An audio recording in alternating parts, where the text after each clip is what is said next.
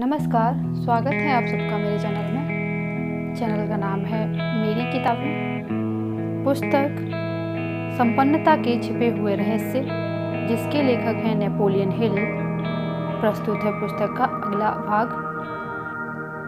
मानव मन जटिल है, इसका एक लक्षण यह तथ्य है कि अब चेतन खंड तक पहुंचने वाली सभी छवियां कुछ समूहों में दर्ज की जाती हैं, यानी सामंजस्य में रहने वाली और करीबी रूप से जुड़ी छवियां एक समूह में रहती हैं। इसी कारण जब इनमें से किसी एक छवि को चेतना में लाया जाता है तो इसके साथ जुड़ी बाकी सभी छवियां सामने आ जाती हैं। उदाहरण के लिए, किसी व्यक्ति के मन में शक पैदा करने वाला कोई भी ऐसा एकमात्र कार्य या शब्द शक पैदा करने वाले उसके तमाम अनुभवों को उसके चेतन मस्तिष्क में जगाने के लिहाज से पर्याप्त है। संगठन के नियम के अनुसार सभी समान भावनाएं, अनुभव या मस्तिष्क तक पहुंचने वाले महसूस किए जाने वाले विचार एक साथ दर्ज होते हैं, जिससे कि किसी एक की स्मृति जगने से अन्य तमाम बातों के उभरने की प्रवृत्ति होती है। एक छोटा सा कंकड़ पानी में फेंकने पर लहरें बनाने लगता है, जो तेजी से कई गुना होती जाती हैं।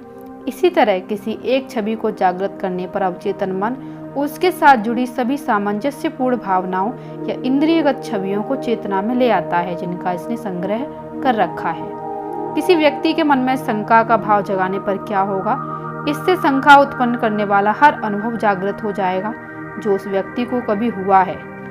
इसीलिए सफल सेल्समैन अपने संभावित ग्राहकों को शंका की छवियों की श्रृंखला से दूर रखते हैं। योग्य सेल्समैन लंबे समय से जानते हैं कि किसी प्रतिस्पर्धी को नीचे गिराने की वजह से खरीदार के चेतन मन में कुछ नकारात्मक भाव आ सकते हैं, जिससे सेल्समैन के लिए उस खरीदार के मन को प्रभावहीन करना असंभव हो सकता है। यह सिद्धांत मानव मन के हर भाव और हर इंद्रिय छवि पर लागू होता है तथा इसे नियंत्रित करता है। मिसाल के तौर पर डर का भाव लें। जिस पल हम डर से जुड़े एक भी भाव को चेतन मन में पहुंचने की अनुमति देते हैं, यह अपने आप अपने तमाम अप्रिय संबंधियों को लेकर चला आता है। जब तक चेतन मन में डर का भाव है, तब तक साहस का भाव वहां नहीं आ सकता। एक के जाने पर ही दूसरा आ सकता है। वे एक साथ नहीं रह सकते क्योंकि वे सामंजस्य में नहीं हैं। चेतन मन में रहने वाला हर विचार दूसरे सामंजस्यपूर्ण या संबंध विचारों को आकर्षित करता है। इसलिए चेतन मन के प्रबल भावों, विचार और भावनाओं को सहयोगी सेना का समर्थन मिलता है, जो उनके काम में सहायता करने को तैयार खड़ी रहती हैं। सुझाव के सिद्धांत के जरिए अपने मन में किसी काम में सफल होने की महत्वाकांक्षा रख दें, फिर आप देखेंगे कि आप अपने सुप्त योग्यता जागृत हो गई है और शक्ति बढ़ गई है। सुझाव के सिद्धांत के जरिए किसी बच्चे के मन में सफल वकील, डॉक्टर, इंजीनियर या उद्यमी बनने की महत्वाकांक्षा का बीज बो दें। इसके बाद अगर आप तमाम विपरीत प्रभावों को दूर रखें तो आप देखेंगे कि वह बच्चा मनचाहे लक्ष्य तक पहुंच जाएगा। सुझाव के जरिए वयस्कों के बजाय बच्चों को प्रभावित करना ज़्यादा आसान होता है। इसका कारण यह है कि किसी बच्चे के मन को प्रभावहीन करने में ज़्यादा विरोधी प्रभाव नहीं तोड़ने पड़ते हैं और बच्चे वयस्कों की तुलना में स्वाभाविक रूप से अधिक भोले व विश्वासी होते हैं। संगठन और प्रबंधन के क्षेत्रों में सफलता का महान राजमार्ग सुझाव के सिद्धांत की बुनियाद पर बना है। जो सुपरिंटेंडेंट, फोरमैन, मैनेजर या प्रेसिडेंट इस सिद्धांत को नहीं समझता है या इसका इस्तेमाल नहीं करता है, वह प्रभावित करने वाली सबसे प्रबल शक्ति से खुद को वंचित रख रहा है। मैं एक बहुत ही काबिल और कुशल मैनेजर को जानता था जिन्होंने अपने स्टाफ के किसी सदस्य की कभी आलोचना नहीं की। इसके विपरीत वे उन्हें लगातार याद दिलाते थे कि वे कितना अच्छा काम कर रहे हैं। उन्होंने कर्मचारियों के बीच जाने, वहां रुकने और उनके कंधों पर हाथ रखकर उनकी प्रशंसा करने की आदत डाल ली। वे बार बार कहते थे कि उनका काम बेहतर हो गया है, चाहे कर्मचारी का काम कितना ही कमजोर हो। इस मैनेजर ने उन्हें कभी नहीं फटकारा।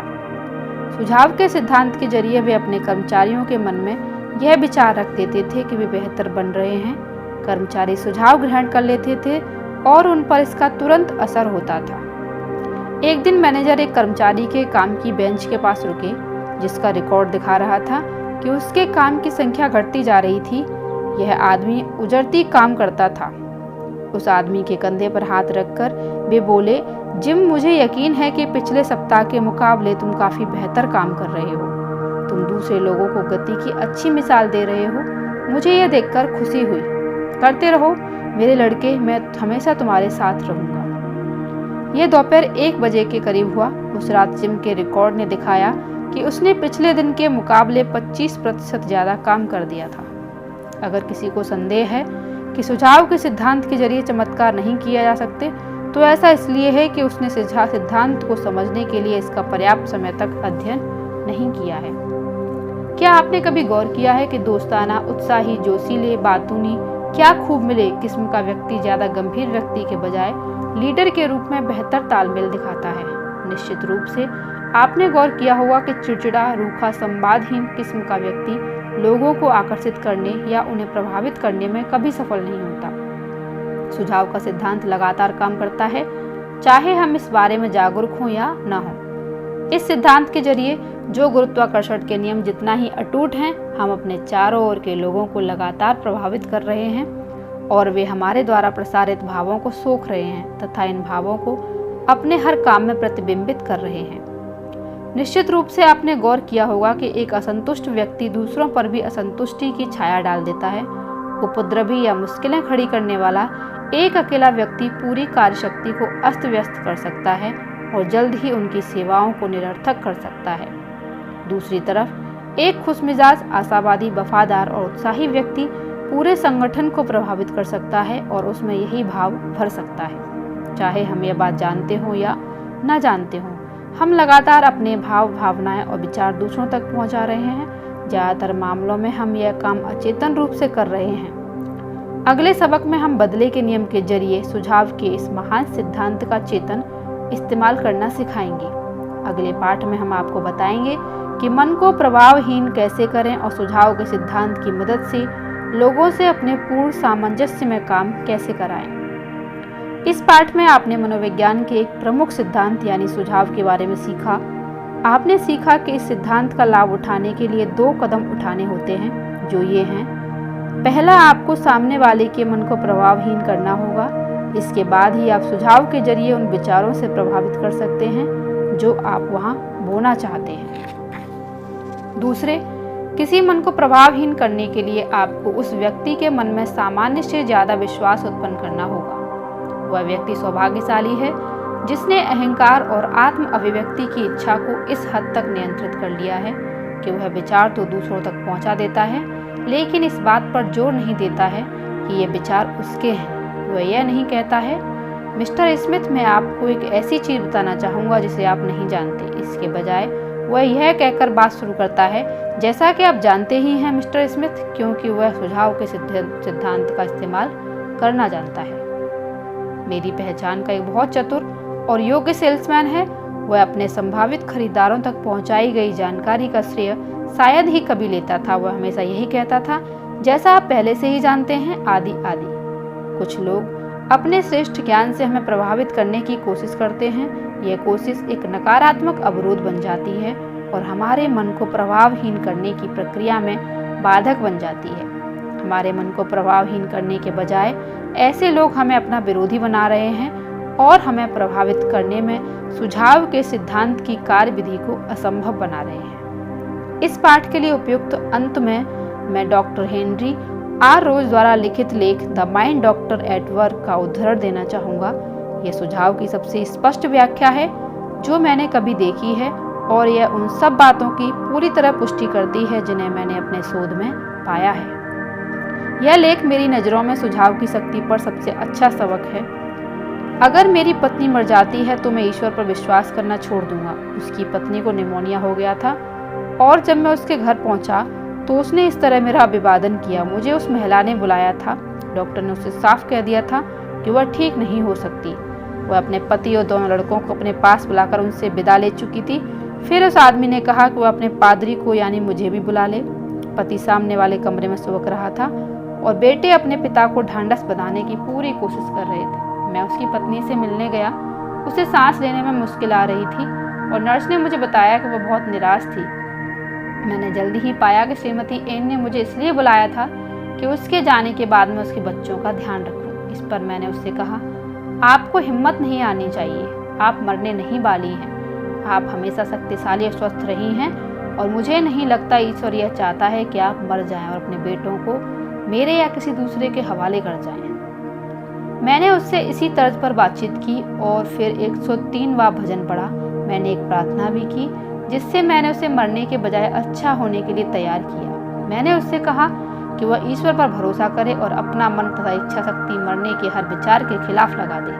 फिर मैं उसके पास से उठा और बोला कि मैं चर्च की आराधना के बाद फिर आऊँगा। यह रविवार सुबह की बात थी। मैं उस दोपहर दोबारा गया।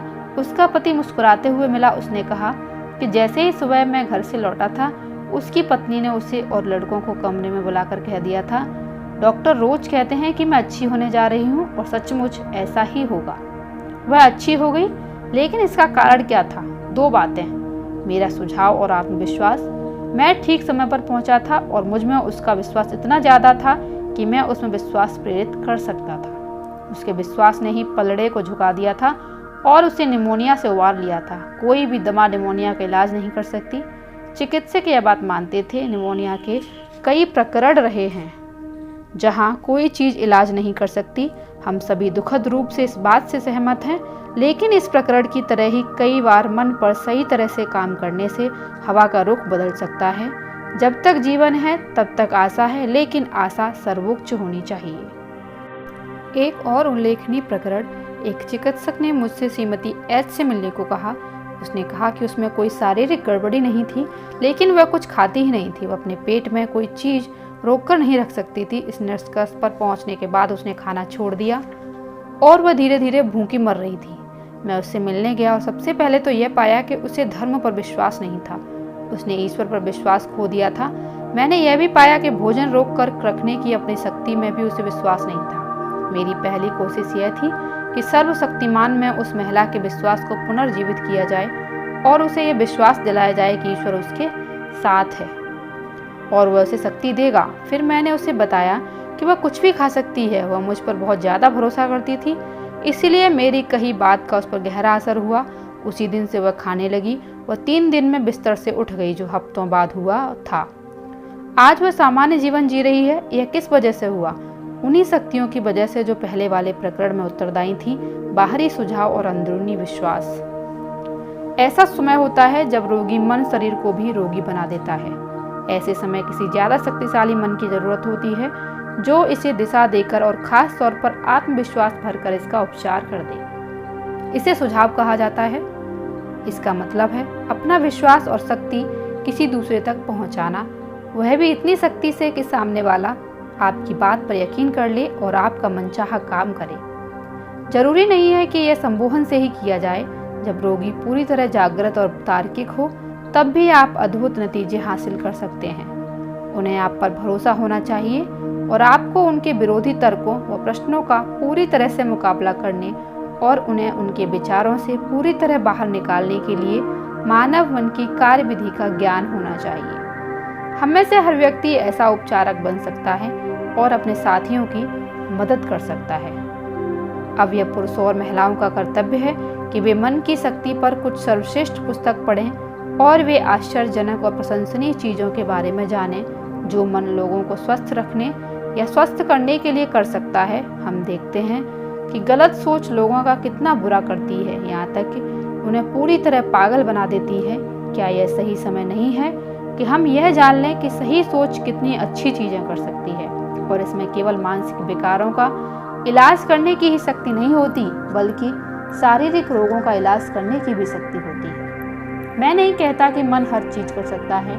कोई विश्वसनीय प्रमाण नहीं है कि कुछ प्रकार के कैंसरों का इलाज सोच या विश्वास या किसी मानसिक या धार्मिक प्रक्रिया द्वारा हुआ है। मैं खुद को अपराधी महसूस करूंगा यदि मैं किसी पाठक को यह विश्वास दिलाऊं कि वह इस भीषण रोग के पहले लक्षणों को नजरअंदाज करे और मानसिक सुझाव द्वारा इससे उबरने की सोचे।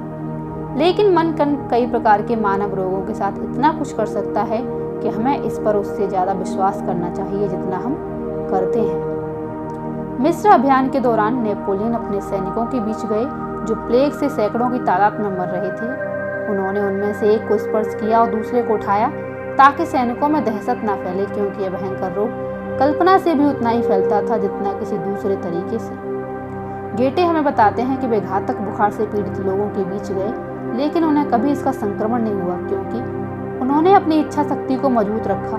ये दिग्गज कोई ऐसी चीज जानते थे जो अब हम धीरे धीरे पता लग रही है। आत्म सुझाव की शक्ति, इसका मतलब है कि हम ये विश्वास करके खुद को प्रभावित करते हैं कि हमें कोई बीमारी ना हो।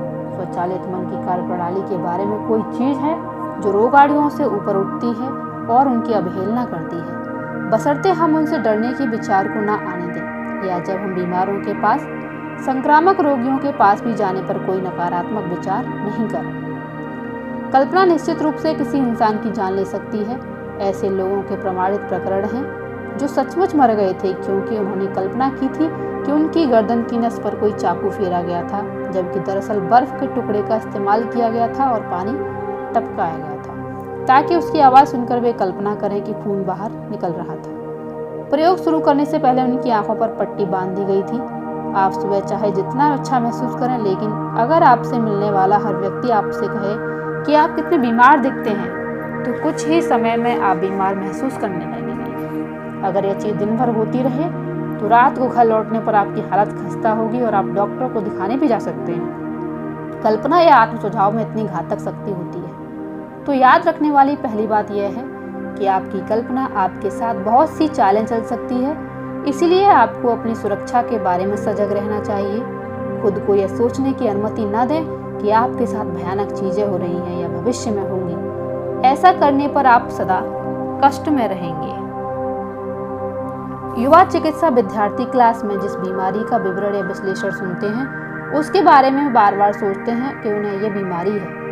उनमें से कुछ की कल्पना शक्ति इतनी प्रखर होती है कि उन्हें सचमुच वह बीमारी हो जाती है। हाँ, काल्पनिक बीमारी पूरी तरह संभव है और यह भी उतनी ही दर्दनाक हो सकती है जितनी कि किसी दूसरे तरीके से हुई बीमारी।